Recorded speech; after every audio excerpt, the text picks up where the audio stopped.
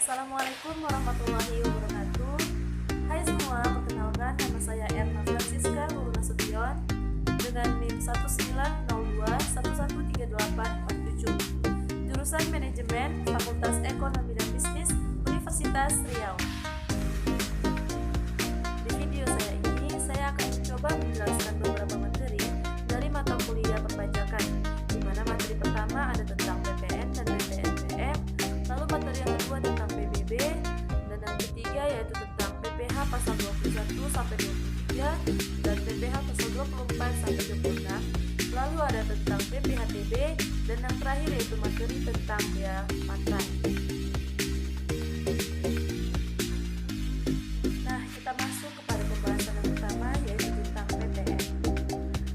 Sebagai pelaku bisnis, memahami dunia perpajakan merupakan hal penting yang harus dimiliki, mulai dari jenis pajak apa saja yang harus dibayarkan, berapa tarifnya, bagaimana aturannya, dan sebagainya. Salah satu pajak yang paling sering berhubungan dengan kegiatan usaha adalah pajak pertambahan nilai atau PPN. John F. Doe, seorang pakar ilmu keuangan dan pajak yang dikutip oleh Padiangan, menyatakan bahwa pada umumnya di negara berkembang, pajak tidak langsung mempunyai peranan yang besar dalam penerimaan pemerintah, yang salah satunya ialah pajak pertambahan nilai atau PPN. Lalu kita masuk kepada dasar pengenaan pajak PPN. Untuk menghitung pajak pertambahan nilai atau PPN, digunakan nilai yang menjadi pengenaan pajak atau DPP. Nah, dasar pengenaan pajak atau DPP tersendiri terdiri dari yang pertama ada harga jual. Harga jual adalah nilai berupa uang termasuk semua biaya yang diminta atau seharusnya diminta oleh penjual karena penyerahan barang kena pajak. Lalu yang kedua itu ada penggantian. Penggantian adalah nilai berupa uang termasuk semua biaya yang diminta atau seharusnya diminta oleh pengusaha karena penyerahan jasa kena pajak, ekspor jasa kena pajak, atau ekspor barang kena pajak tidak berwujud. Yang ketiga yaitu ada nilai impor. Nilai impor adalah uang yang digunakan sebagai dasar penghitung bea masuk ditambah pungutan berdasarkan ketentuan dalam peraturan perundang-undangan yang mengatur mengenai kepabeanan dan cukai untuk impor barang kena pajak. Lalu yang keempat ada nilai ekspor. Nilai ekspor adalah uang atau biaya yang diminta oleh eksportir. Lalu dasar pengenaan pajak. Yang terakhir adalah nilai lain. Nilai lain adalah nilai berupa uang yang ditetapkan sebagai dasar pengenaan pajak yang diatur oleh Menteri. Pajak pertambahan nilai atau PPN memiliki beberapa bagian. Di antaranya terdapat 6. Satu yaitu untuk menghilangkan pajak perdagangan. Kedua, menggunakan tarif tunggal sehingga memudahkan pelaksanaan. Lalu yang ketiga, netral dalam persaingan dalam negeri. Yang keempat ada netral dalam perdagangan internasional. Lalu yang kelima yaitu netral dalam pola konsumsi. Dan yang keenam mendapat mendorong ekspor. Dasar Hukum Pajak Pertambahan Nilai Indonesia atau PPN adalah Undang-Undang Nomor 8 Tahun 1983 dan baru mulai berlaku sejak tanggal 1 April 1985. Undang-Undang PPN menggantikan Undang-Undang Pajak Penjualan tahun 1951. Undang-undang ini dirubah dengan Undang-Undang Nomor 11 Tahun 1994, berlaku sejak 1 Januari 1990. Dan 5 tahun berikutnya dirubah lagi dengan Undang-Undang Nomor 18 Tahun 2000, berlaku sejak 1 Januari 2001 sampai dengan sekarang. Nah, selanjutnya barang atau jasa yang dikenakan PPN. Barang atau jasa yang dikenakan PPN sangat banyak. Oleh karena itu, untuk memudahkan kita membedakan mana barang yang dikenakan PPN atau tidak, maka di sini saya akan memberikan contoh-contoh beberapa barang dan jasa yang tidak dikenakan PPN. Selebihnya mungkin saja bisa dikenakan PPN. Yang pertama ada daftar barang Daftar barang yang tidak dikenakan PPN adalah yang pertama, barang hasil pertambangan atau hasil pengeboran yang diambil langsung dari sumbernya. Lalu yang kedua, barang kebutuhan pokok yang sangat dibutuhkan oleh rakyat banyak. Lalu yang ketiga ada makanan dan minuman yang disajikan di hotel, restoran, rumah makan, warung, dan sejenisnya, meliputi makanan dan minuman yang dikonsumsi di tempat atau tidak, termasuk makanan dan minuman yang diserahkan oleh usaha jasa boga atau catering. Lalu ada uang, emas batangan, dan juga surat berharga. Nah, sedangkan untuk jasa yang tidak dikenakan PPN adalah jasa pelayanan kesehatan medis, jasa pelayanan sosial, jasa pengiriman surat dengan perangko, lalu ada jasa keuangan, jasa asuransi, jasa keagamaan, jasa pendidikan, jasa kesenian dan hiburan, jasa penyiaran yang tidak bersifat iklan, jasa angkutan umum di darat dan di air, serta jasa angkutan dalam negeri yang menjadi bagian yang tidak terpisahkan dari jasa angkutan luar negeri. Lalu ada jasa tenaga kerja, jasa perhotelan, jasa penyediaan tempat parkir, jasa telepon umum dengan menggunakan uang logam, dan yang terakhir yaitu jasa pengiriman uang dengan Western Box. Nah, pembahasan selanjutnya yaitu tentang tarif PPN. Setelah mengenal apa saja barang dan jasa yang dikenakan PPN, sekarang saatnya membahas besaran tarif yang dikenakan. Penentuan besaran tarif PPN diatur dalam Undang-Undang Nomor 42 Tahun 2009 tentang pajak pertambahan nilai barang dan jasa dan pajak penjualan atas barang mewah. Berikut ini terdapat daftar tarif dari PPN, dapat kita lihat. Yang pertama yaitu tarif PPN 10% yang berlaku untuk ekspor barang kena pajak berwujud, barang kena pajak tidak berwujud, dan ekspor jasa kena pajak. Lalu yang kedua yaitu tarif PPN 10% berlaku untuk semua produk yang beredar di dalam negeri, termasuk di daerah zona ekonomi eksklusif dan landas kontinen yang di dalamnya berlaku undang-undang yang mengatur tentang kepabeanan. Lalu yang keempat ada tarif PPN atas barang mewah ditetapkan paling rendah 10% dan paling tinggi 200%. Lalu yang terakhir ada khusus untuk barang dan jasa yang terkena tarif PPN 10%, besaran tarif tersebut masih dapat diubah menjadi paling rendah 5% hingga paling tinggi 20% mengikuti peraturan pemerintah yang berlaku. Jadi, tarif PPN yang dikenakan kepada pembeli akan tertulis jelas pada setiap bukti transaksi jual beli. Artinya, harga yang nantinya akan dibayarkan dengan jumlah PPN. Namun jika tidak menemukan keterangan PPN pada bukti pembayaran, artinya total harga yang tertera sudah termasuk PPN. Nah, selanjutnya yaitu tentang pembayaran dan pelaporan PPN. PPN mengikat pembeli dan penjual seperti yang dijelaskan sebelumnya. PPN adalah kewajiban dari pembeli sehingga dibayarkan oleh pembeli itu sendiri. Namun, kewajiban pemungutan, penyetoran, dan pelaporan PPN merupakan kewajiban penjual atau pengusaha kena pajak atau PKP.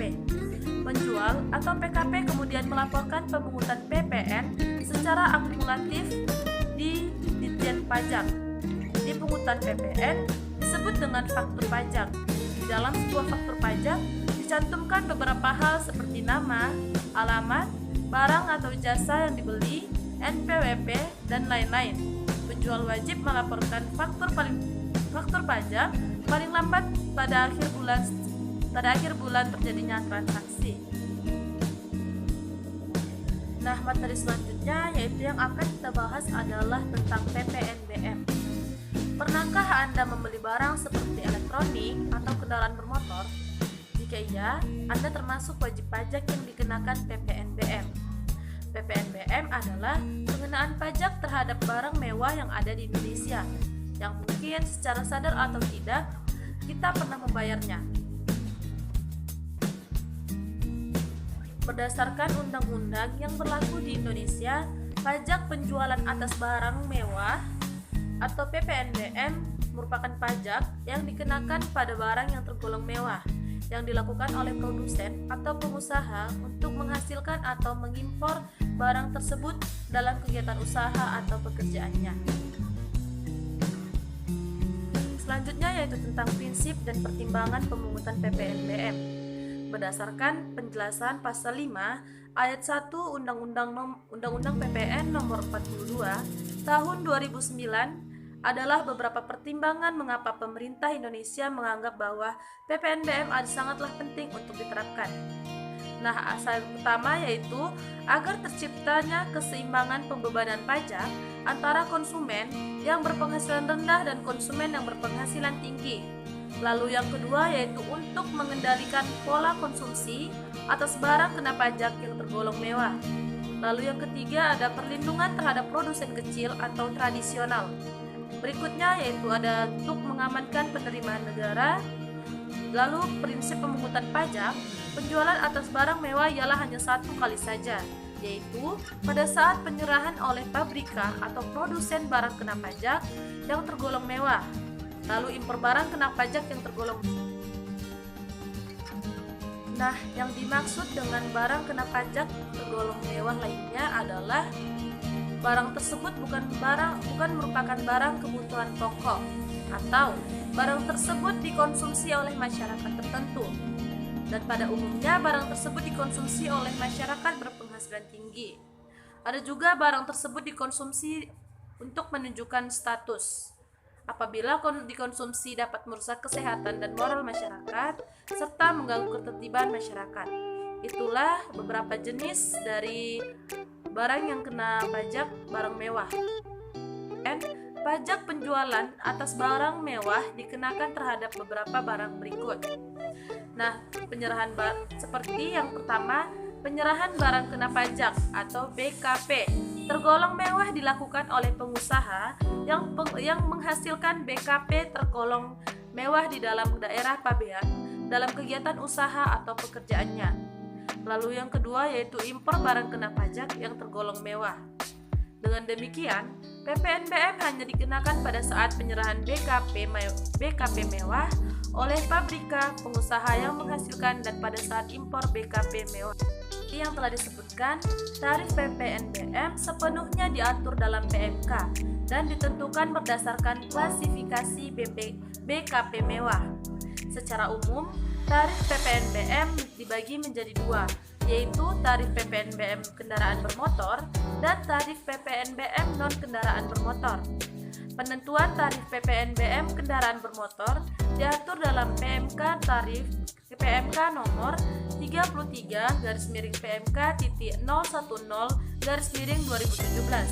Sementara tarif PPNBM untuk kelompok non-kendaraan bermotor diatur dalam PMK nomor 35/PMK.010/2017.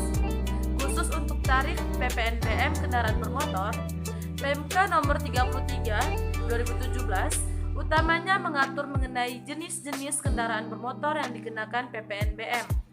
Namun, terkait dengan penentuan dasar pengenaan pajak atau DPP untuk tarif PPNBM kendaraan bermotor serta jenis-jenis BKP yang tidak dikenakan tarif, serta barang yang diberi fasilitas pembebasan tarif PPNBM diatur dalam PMK nomor 64/PMK.011/2014. Di dalam tarif PPNBM kendaraan bermotor terdapat 7 jenis PPNBM, yaitu yang pertama yaitu tarif PPNBM sebesar 10%, lalu yang kedua ada tarif PPNBM sebesar 20%, lalu yang ketiga ada tarif PPNBM sebesar 30%, lalu yang keempat tarif PPNBM sebesar 40%, yang kelima tarif PPNBM sebesar 50%, dan yang keenam yaitu tarif PPNBM sebesar 60%, dan yang terakhir yaitu tarif PPNBM sebesar 125%. Tarif PPNBM untuk non-kendaraan bermotor sebesar 20%. Lalu yang kedua ada tarif PPNBM untuk non-kendaraan bermotor sebesar 40%, dan yang ketiga ada tarif PPNBM untuk non-kendaraan bermotor sebesar 50%, dan yang terakhir yaitu tarif PPNBM untuk non-kendaraan bermotor sebesar 75%. Untuk Contoh-contohnya bisa dilihat di slide saya. Baik, kita masuk kepada materi PBB atau pajak bumi dan bangunan. PBB atau pajak bumi dan bangunan adalah pajak yang ditanggung oleh orang pribadi atau badan yang mendapatkan keuntungan dan atau hak kedudukan sosial ekonomi yang lebih baik karena hak atas tanah dan bangunannya. Lalu, siapa saja yang wajib membayar PBB? Tentu saja seperti pengertian dari PBB itu sendiri. Maka yang wajib membayar pajak adalah orang pribadi atau badan yang memperoleh manfaat dari hak atas tanah dan bangunannya. Apa itu NJOP? NJOP adalah harga rata-rata atau harga pasar pada transaksi jual beli. Dalam hal ini, objek pajaknya adalah bumi dan bangunan. NJOP biasanya ditetapkan setiap tahunnya oleh Menteri Keuangan atau Menko. NJOP masing-masing wilayah berbeda. Terdapat beberapa dasar penetapan NJOP untuk bumi dan bangunan. Beberapa faktor yang menentukan dasar penetapan NJOP pada bumi yaitu letak, pemanfaatan, peruntukan, dan kondisi lingkungan. Sedangkan beberapa faktor yang menentukan dasar penetapan NJOP bangunan, yang pertama adalah bahan yang digunakan dalam bangunan, lalu rekayasa, lalu letak, dan kondisi lingkungan. Nah, itulah dasar dalam penetapan NJOP untuk bumi dan bangunan oleh Menteri Keuangan jika terjadi transaksi jual beli atas tanah dan bangunan. Kita masuk dengan cara menghitung PBB. Setelah mengetahui pengertian PBB dan dasar penggunaannya, kita juga harus tahu cara menghitung PBB. Cara menghitung PBB ini penting untuk dipahami, supaya kita mengerti dari mana saja nilai yang digunakan untuk PBB tersebut. Dasar perhitungan PBB adalah perkalian tarif 0,5% dengan NJKP atau nilai jual kena pajak, sedangkan NJKP diperoleh 20% dari NJOP. Sebagai contohnya, bahwa misalnya NJOP suatu objek pajak sebesar 2 juta, maka PBB-nya adalah langkah awal kita harus mengetahui terlebih dahulu NJKP-nya. NJKP adalah 20%, maka dikali 2 juta yaitu 400.000. Kemudian kita harus menghitung PBB-nya. PBB sama dengan 0,5%, kali 400.000 sama dengan 2.000. Itulah contoh sederhananya dari perhitungan PBB. Objek bumi seperti sawah, ladang, kebun, tanah, pekarangan, tambang, dan lain-lain. Sedangkan contoh objek bangunan seperti rumah tinggal, bangunan usaha, gedung bertingkat, pusat perbelanjaan, pagar mewah, kolam renang, jalan tol, dan lain-lain. Nah, sedangkan subjek pajak bumi dan bangunan adalah orang pribadi dan badan yang secara nyata memiliki hal-hal berikut ini. 1. Mempunyai hak atas bumi. 2. Memperoleh manfaat atas bumi. 3. Memiliki bangunan. 4. Menguasai bangunan. Dan yang kelima, memperoleh manfaat atas bangunan. Semua objek bumi bangunan bisa dikenakan PBB. Terdapat juga objek pajak yang tidak dikenakan PBB. Namun, objek pajak tersebut harus memiliki kriteria tertentu yang tercantum dalam Undang-Undang Nomor 12 Tahun 1994 tentang PBB. Berikut ini adalah daftar kriteria tersebut. 1. Objek pajak tersebut digunakan semata-mata untuk kepentingan umum di bidang ibadah, sosial, kesehatan, pendidikan, dan kebudayaan nasional yang tidak dimaksudkan untuk memperoleh keuntungan. Lalu yang kedua yaitu digunakan untuk kuburan, peninggalan purbakala, atau yang sejenis dengan hal tersebut. Lalu yang ketiga adalah objek pajak merupakan hutan lindung, hutan suaka alam, hutan wisata, taman nasional, tanah penggembalaan yang dikuasai suatu desa, dan tanah negara yang belum dibebani suatu hak. Lalu ada objek pajak digunakan oleh perwakilan diplomatik, konsultan berdasarkan atas perlakuan timbal balik, dan objek pajak digunakan oleh badan atau perwakilan organisasi internasional yang ditentukan oleh Menteri Keuangan. Nah, kita masuk pada materi selanjutnya, yaitu pembahasan tentang PPh pasal 21. Pengertian dari PPh pasal 21 adalah merupakan pajak atas penghasilan berupa gaji, upah, honorarium, tunjangan, dan pembayaran lain dengan nama dan dalam bentuk apapun yang berhubungan dengan pekerjaan, jabatan, jasa, maupun kegiatan yang dilakukan oleh orang pribadi dalam negeri. Lalu ada tarif PPh. Tarif PPh yaitu pajak penghasilan jenis ini biasanya dibayarkan oleh wajib pajak pribadi yang langsung dipotong oleh perusahaan. Terdapat beberapa tarif PPh di pasal 21. Yang pertama yaitu penghasilan di bawah 50 juta rupiah per tahun, maka penghasilannya akan dipotong sebesar 5%. Lalu penghasilan sebesar 50 sampai 250 juta rupiah per tahun akan dikenakan pajak sebesar 15%. Dan yang ketiga, penghasilan 250 sampai 500 juta rupiah per tahun akan dikenakan pajak 25%. Lalu yang terakhir, penghasilan di atas 500 juta rupiah per tahun akan dikenakan pajak 30%. Pajak PPh pasal 21 adalah karyawan, penerima pesangon, pensiun, tunjangan, dan jaminan hari tua, ahli waris, dan wajib pajak kategori bukan karyawan yang menerima penghasilan sehubungan pemberian jasa. Nah, jika dijabarkan, terdapat sangat banyak wajib pajak pada PPh pasal 21 ini. Yang pertama yaitu seperti tenaga ahli, contohnya akuntan, arsitek, dokter, pengacara, dan lain-lain. Lalu seperti bintang film seperti pembawa acara, bintang iklan, bintang sinetron, foto model, pelukis, pemain drama, dan lain sebagainya. Lalu ada yang ketiga yaitu olahragawan, pelatih, penyuluh, pengajar, penasehat, moderator, dan penceramah. Dan ada juga peneliti, pengarang, dan penerjemah. Lalu petugas dinas luar asuransi, direksi, distributor perusahaan multilevel marketing.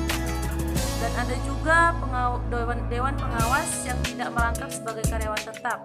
Lalu ada peserta pertemuan, sidang, konferensi, kunjungan kerja, dan peserta rapat. Lalu yang terakhir adalah mantan karyawan. Selanjutnya adalah wajib pajak PPh pasal 21. Wajib pajak PPh pasal 21 adalah karyawan, penerima pesangon, pensiun, tunjangan, dan jaminan hari tua, ahli waris, dan wajib pajak kategori bukan karyawan yang menerima penghasilan sehubungan pemberian jasa. Nah, jika dijabarkan, terdapat sangat banyak wajib pajak pada PPh pasal 21 ini. Yang pertama yaitu seperti tenaga ahli, contohnya akuntan, arsitek, dokter, pengacara, dan lain-lain. Lalu seperti bintang film seperti pembawa acara, bintang iklan, bintang sinetron, foto model, pelukis, pemain drama, dan lain sebagainya. Lalu ada yang ketiga itu olahragawan, pelatih, penyuluh, pengajar, penasehat, moderator, dan penceramah. Dan ada juga peneliti, pengarang, dan penerjemah. Lalu petugas dinas luar asuransi, direct selling, distributor perusahaan multilevel marketing. Dan ada juga dewan pengawas yang tidak merangkap sebagai karyawan tetap. Lalu ada peserta pertemuan, sidang, konferensi, kunjungan kerja, dan peserta rapat. Lalu yang terakhir adalah mantan karyawan. Pengertian dari pajak penghasilan pasal 22 adalah menurut undang-undangnya nomor 36 tahun 2008, pajak penghasilan pasal 22 adalah bentuk pemotongan atau pemungutan pajak yang dilakukan satu pihak terhadap wajib pajak dan berkaitan dalam kegiatan perdagangan barang. Selanjutnya yaitu tarif PPh pasal 22. Yang pertama ada atas impor, yang menggunakan angka pengenal importir atau API sebesar 2,5% kali nilai impor. Lalu ada yang non API, yaitu 7,5% kali nilai impor.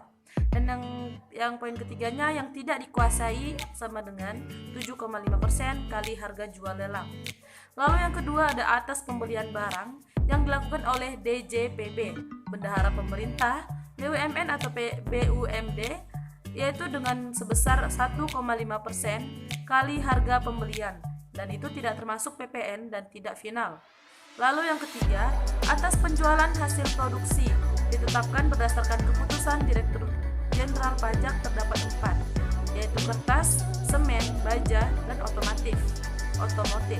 Lalu ada yang keempat, atas penjualan hasil produksi.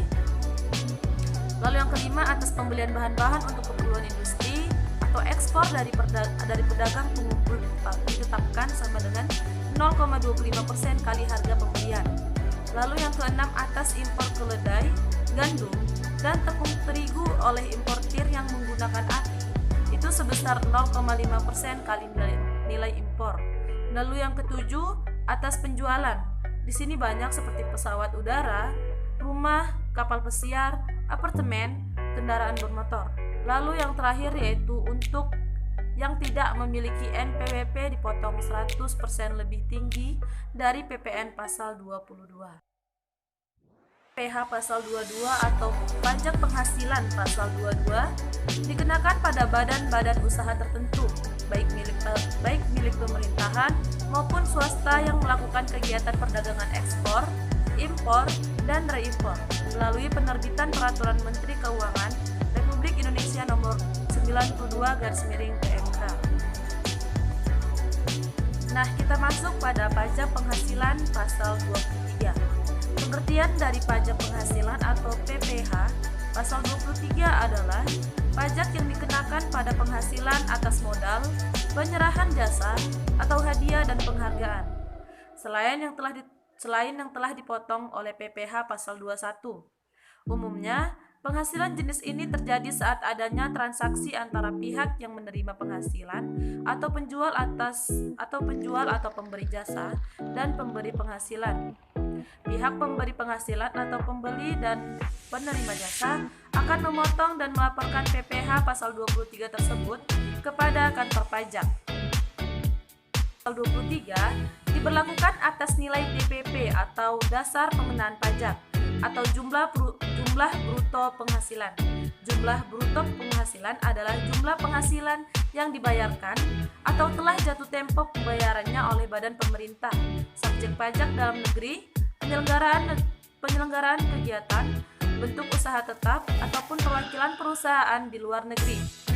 Terdapat beberapa tarif pada PPH pasal 23 yang berlaku. Yang pertama itu ada tarif 15% dari jumlah bruto atas dividen atau pembagian dividen orang pribadi dikenakan pajak final yaitu 0,5% dan hadiah dan penghargaan selain yang dipotong PPH 21. Lalu ada tarif 2% dari jumlah bruto atas sewa dan penghasilan lain yang berkaitan dengan penggunaan harta kecuali sewa tanah atau bangunan. Lalu yang ketiga ada tarif 2% dari jumlah bruto atas imbalan jasa teknik, jasa manajemen, jasa konstruksi, dan jasa konsultan. Lalu yang terakhir itu ada tarif 2% dari jumlah bruto atas imbalan jasa lainnya yang diuraikan dalam Peraturan Menteri Keuangan Nomor 141/PMK ×03 tahun 2015. Nah, selanjutnya adalah wajib pajak PPH pasal 23. Untuk wajib pajak PPH pasal 23 dibagi menjadi dua pihak, yaitu pihak pemotong dan dipotong.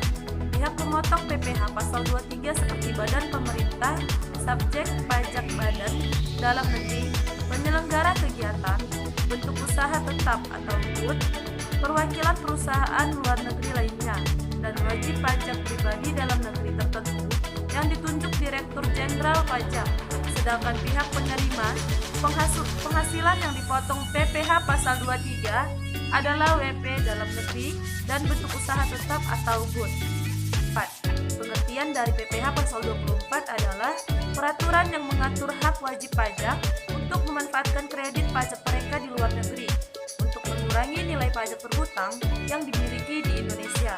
sehingga jumlah pajak yang harus dibayar di Indonesia dapat dikurangi dengan jumlah pajak yang telah mereka bayar di luar negeri.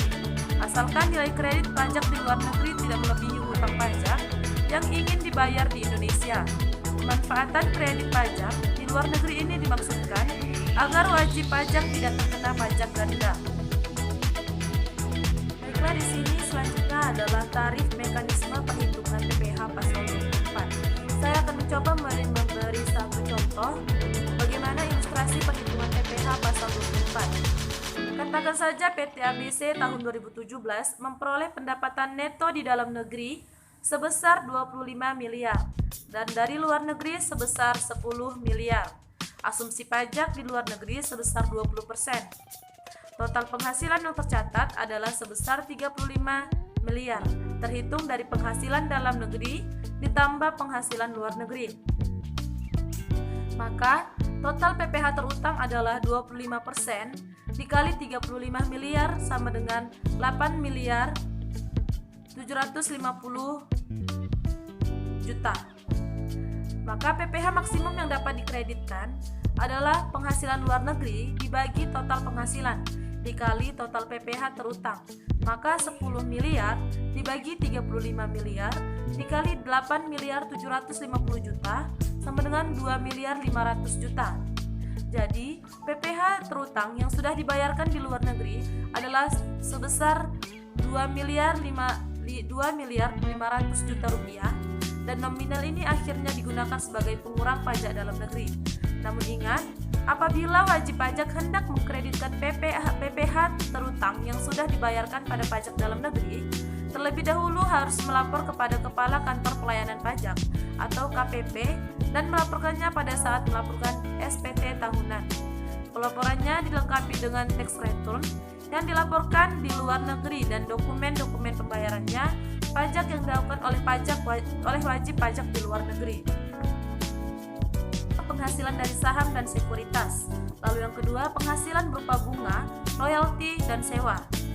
Sehubungan dengan penggunaan harta gerak adalah negara tempat pihak yang membayar atau dibebani bunga, royalti, atau sewa tersebut. Lalu ada penghasilan berupa sewa sehubungan dengan penggunaan harta tak gerak adalah negara tempat harta tersebut terletak. Lalu ada penghasilan berupa imbalan sehubungan dengan jasa, pekerjaan, dan kegiatan. Lalu ada penghasilan dari BUT, yaitu negara tempat bentuk usaha tetap. Lalu yang berikutnya ada penghasilan dari pengalihan sebagian atau seluruh hak penambangan. Lalu yang berikutnya ada keuntungan karena pengalihan harta tetap adalah negara tempat harta tetap berada. Dan yang terakhir ada keuntungan karena pengalihan harta yang menjadi bagian dari suatu BUT adalah negara tempat bentuk usaha tetap berada. Nah, pajak penghasilan berikutnya yaitu pasal 25. Pengertian dari pajak penghasilan atau PPh pasal 25 adalah pajak yang dibayar secara angsuran setiap bulannya dalam tahun pajak berjalan dengan tujuan untuk meringankan beban wajib pajak. Mengingat pajak yang terutang harus dilunasi dalam waktu 1 tahun. Pajak penghasilan pasal 25. Terdapat 2 jenis pembayaran angsuran pajak penghasilan pasal 25 ini untuk wajib pajak orang pribadi atau WPOP, yaitu yang pertama, wajib pajak orang pribadi pengusaha tertentu atau WPOPPT, yaitu orang yang melakukan usaha penjualan barang baik grosir maupun eceran, serta jasa dengan 1 atau lebih tempat usaha. PPh 25 bagi OPPT adalah 0,75% kali omset bulanan tiap masing-masing tempat kerja. Lalu yang kedua, wajib pajak orang pribadi selain pengusaha tertentu atau WPOPSPT, yaitu pekerja bebas atau karyawan yang tidak memiliki usaha sendiri. PPh 25 bagi OPSPT sama dengan penghasilan kena pajak atau PKP dikali tarif PPh 17 pasal 17 ayat 1 huruf A UU PPh yaitu 12 bulan. Jadi, pembayaran angsuran PPh 25 untuk wajib pajak badan yaitu penghasilan kena pajak atau PKP dikali 25% yang merupakan tarif pasal 17 ayat 1 UU huruf B Undang-Undang PPH. Objek pajak PPH pasal 25 dan subjek. Kalau objeknya yang dikenakan pada pajak penghasilan 25 ini adalah suatu penghasilan yang diperoleh dari kegiatan usaha yang dilakukan wajib pajak. Sedangkan subjek yang dikenakan PPH pasal 25 ini dikenakan kepada 1.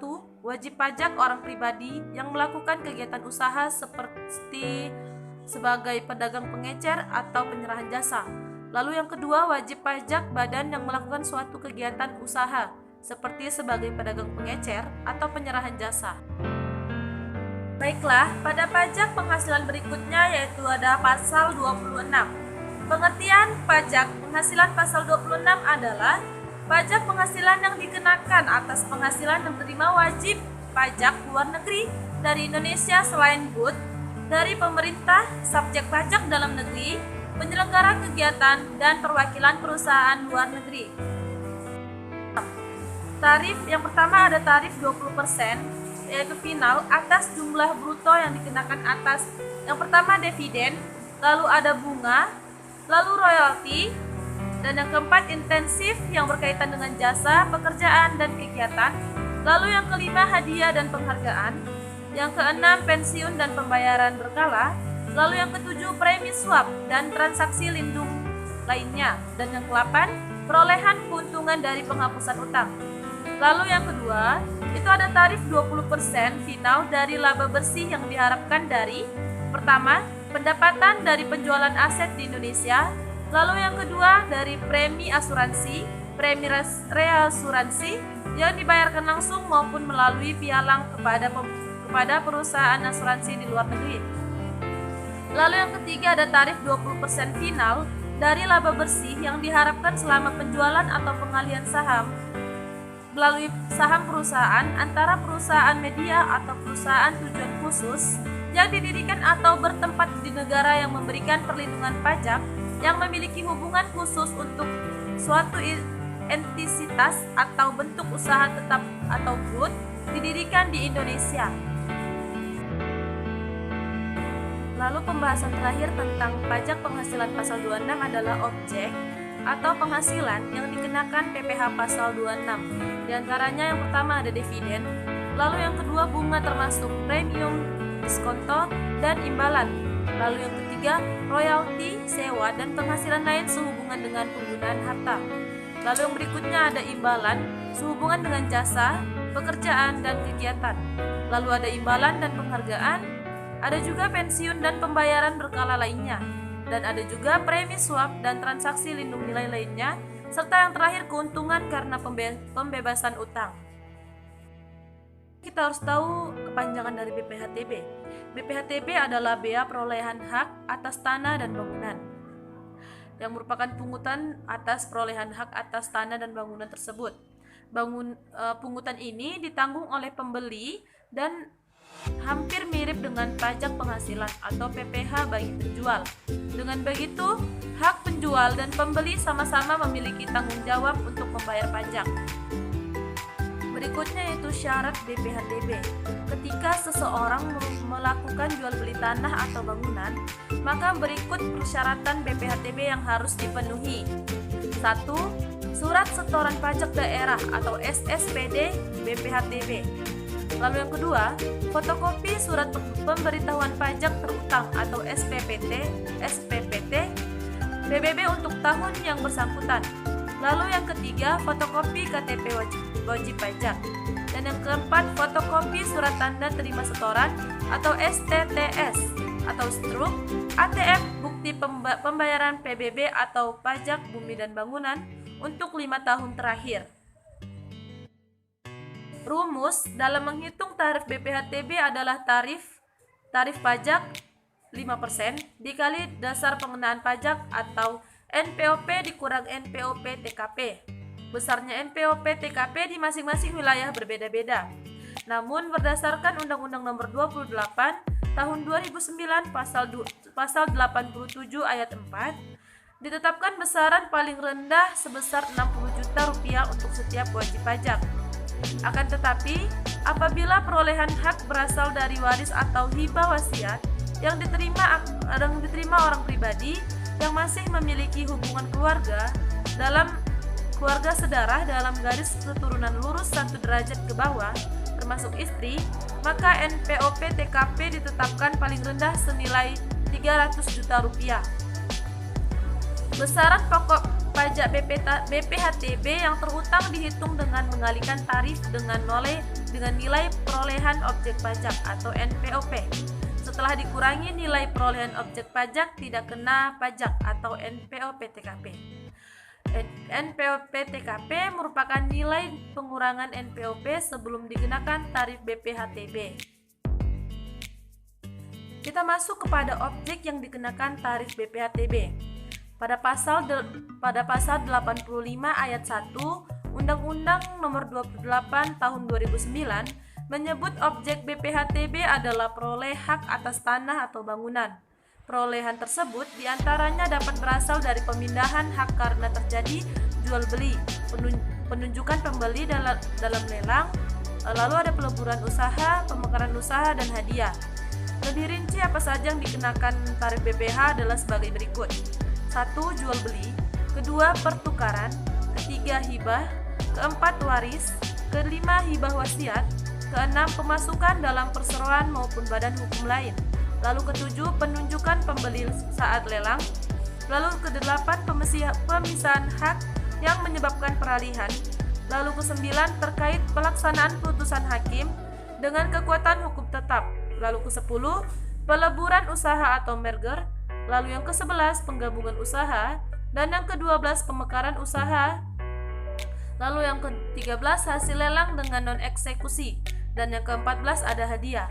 Adapun jenis hak dasar yang menjadi objek BPHTB meliputi hak milik, hak guna usaha, hak guna bangunan, hak pakai, hak milik atas satuan rumah susun, dan hak pengelolaan.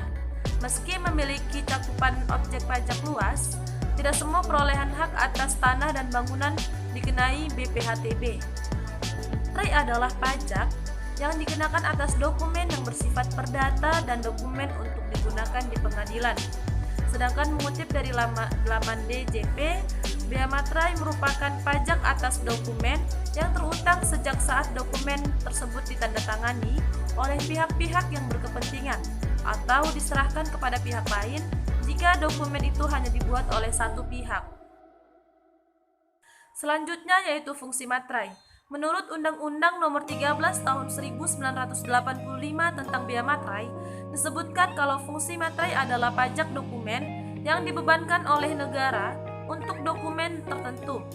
Jadi pada dasarnya bea matrai adalah pajak atau objek pemasukan kas negara yang dihimpun dari dana masyarakat dan dikenakan terhadap dokumen tertentu. Karena itu, dokumen berharga yang dibubuhi matrai akan dianggap sah selama memenuhi ketentuan pasal 1320 KUH Perdata. Jika dokumen tersebut ingin digunakan sebagai alat bukti di pengadilan, harus dilunasi bea matrai yang terutang. Namun, bukan berarti setiap dokumen perlu dibubuhi matrai. Jadi, jika tidak dibubuhi matrai tidak akan menjadikannya sebagai tidak sah. Tetapi, dokumen itu tidak dapat digunakan sebagai alat bukti di pengadilan. Dokumen yang terutang sejak saat dokumen tersebut ditandatangani oleh pihak-pihak yang berkepentingan atau diserahkan kepada pihak lain jika dokumen itu hanya dibuat atau oleh satu pihak saja. Nah, inilah pihak-pihak yang dimaksudkan dalam definisi tersebut. 1. Pihak yang menerima atau mendapatkan manfaat dokumen, kecuali pihak yang bersangkutan menentukan berbeda. Kedua, jika dokumen dibuat secara sepihak, seperti kuitasi bea matrai terutang oleh penerima kuitansi. Lalu yang ketiga, jika dokumen dibuat oleh dua pihak atau lebih seperti surat perjanjian masing-masing pihak terutang bea matrai. Lalu ada subjek bea matrai. Salah satu definisi bea matrai adalah pajak atas dokumen yang terutang sejak saat dokumen tersebut ditandatangani oleh pihak-pihak yang berkepentingan atau diserahkan kepada pihak lain jika dokumen itu hanya dibuat atau oleh satu pihak saja. Nah, inilah pihak-pihak yang dimaksudkan dalam definisi tersebut. 1. Pihak yang menerima atau mendapatkan manfaat dokumen, kecuali pihak yang bersangkutan menentukan berbeda. Kedua, jika dokumen dibuat secara sepihak, seperti kwitansi bea materai terutang oleh penerima kwitansi. Lalu yang ketiga, jika dokumen dibuat oleh dua pihak atau lebih seperti surat perjanjian masing-masing pihak terutang bea materai. Perintah Republik Indonesia Nomor 24 Tahun 2000 tentang perubahan tarif bea materai dan besarnya batas pengenaan harga nominal yang dikenakan bea materai, maka terdapat beberapa daftar dokumen yang dikenakan materai. 1. Surat perjanjian dan surat-surat lainnya yang dibuat dengan tujuan sebagai alat pembuktian mengenai perbuatan, kenyataan, atau keadaan yang bersifat perdata. Lalu yang kedua, akta-akta notaris termasuk salinannya. Ketiga, akta-akta yang dibuat oleh pejabat pembuat akta tanah termasuk rangkap-rangkapnya. Keempat, surat yang memuat jumlah uang, diantaranya surat yang menyebutkan penerimaan uang, surat yang menyatakan pembukuan uang atau penyimpanan uang dalam rekening di bank, surat yang berisi pemberitahuan saldo di rekening bank, surat yang berisi pengakuan bahwa hutang uang seluruhnya atau sebagiannya telah dilunasi atau diperhitungkan. Yang kelima, surat berharga seperti wesel, promes, dan accept. Lalu yang keenam, dokumen yang akan digunakan sebagai alat pembuktian di muka pengadilan, yaitu surat-surat biasa dan surat-surat kerumah tanggaan. Surat-surat yang semula tidak dikenakan bea materai berdasarkan tujuannya jika digunakan untuk tujuan lain atau digunakan oleh orang lain selain dari dimaksud semula. Selanjutnya adalah dokumen yang dikenakan bea materai. Berdasarkan Peraturan Pemerintah Republik Indonesia Nomor 24 Tahun 2000 tentang perubahan tarif bea materai dan besarnya batas pengenaan harga nominal yang dikenakan bea materai, maka terdapat beberapa daftar dokumen yang dikenakan materai. 1. Surat perjanjian dan surat-surat lainnya yang dibuat dengan tujuan sebagai alat pembuktian mengenai perbuatan, kenyataan, atau keadaan yang bersifat perdata. Lalu yang kedua, akta-akta notaris termasuk salinannya. Ketiga, akta-akta yang dibuat oleh pejabat pembuat akta tanah termasuk rangkap-rangkapnya. Keempat, surat yang memuat jumlah uang, diantaranya surat yang menyebutkan penerimaan uang, surat yang menyatakan pembukuan uang atau penyimpanan uang dalam rekening di bank, surat yang berisi pemberitahuan saldo di rekening bank, surat yang berisi pengakuan bahwa hutang uang seluruhnya atau sebagiannya telah dilunasi atau diperhitungkan. Yang kelima, surat berharga seperti wesel, promes, dan accept. Lalu yang keenam, dokumen yang akan digunakan sebagai alat pembuktian di muka pengadilan, yaitu surat-surat biasa dan surat-surat kerumah tanggaan. Surat-surat yang semula tidak dikenakan bea materai berdasarkan tujuannya jika digunakan untuk tujuan lain atau digunakan oleh orang lain selain dari dimaksud semula. Sekian penjelasan dari saya. Jika salah, saya mohon maaf. Assalamualaikum warahmatullahi wabarakatuh.